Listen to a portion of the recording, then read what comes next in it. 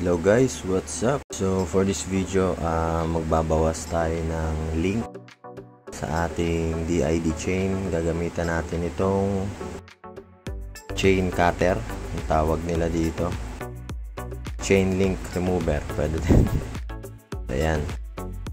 Then, kung naalala nyo yung previous kong video, eto. Babawasan natin to ng link since yung nabili nating chain is 120L ang haba. Nagbawas tayo ng sprocket sa likod from 45 to 42. Kaya sumobra siya ng link. So, ito yung ating chain. Yung ibang ginagawa dito para matanggal yung link na babawasan nila, ginagrind nila tong part na to. Yan. Para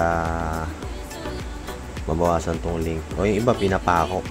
Pero huwag na tayo gumamit ng ganun kasi doon tayo sa sure. Kasi hindi tayo sigurado sa mga ganung bagay. Itong chain cutter, mura lang naman to. Ito yung gitna na pang-aalis natin sa gitnang part ng link.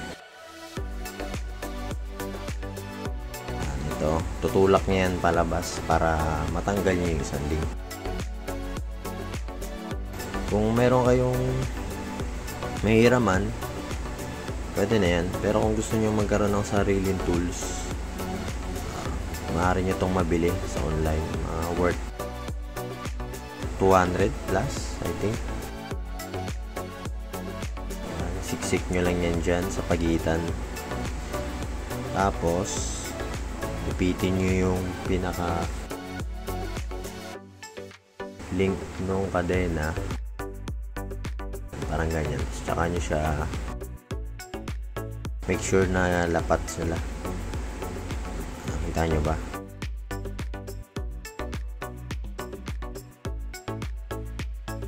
Pwersahin nyo lang yan, lalabas na yan dyan sa kabilang side.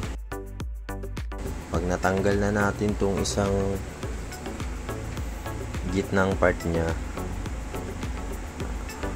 luwagan lang ulit natin para maalis. Yan, kung makikita nyo, natanggal na natin yung isang link,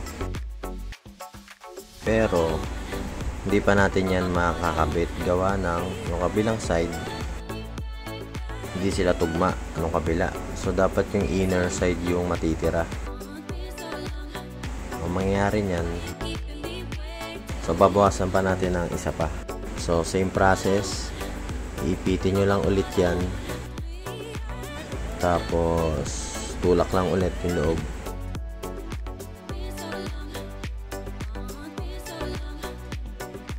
Tanggal na natin itong pangalawa. Alisin na natin itong pagkakahigpit niya. So, kung makikita nyo, kaparehas na siya ng kabilang dulo. So, makakabit na natin yung pinaka-lock nila. Bawas na siya ng isang link. Kunin lang natin dito yung pinaka-lock.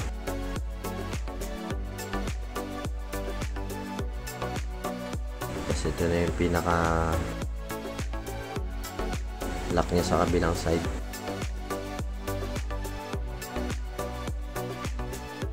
So, ito na yung parang pin. Yan, kabit na natin. So, ilock nyo na lang yan. Tapos, okay na yan. Pwede nyo nang magamit. Nabawasan nyo na yung link. Yan lang guys. Para kung paano magbawas ng link sa chain.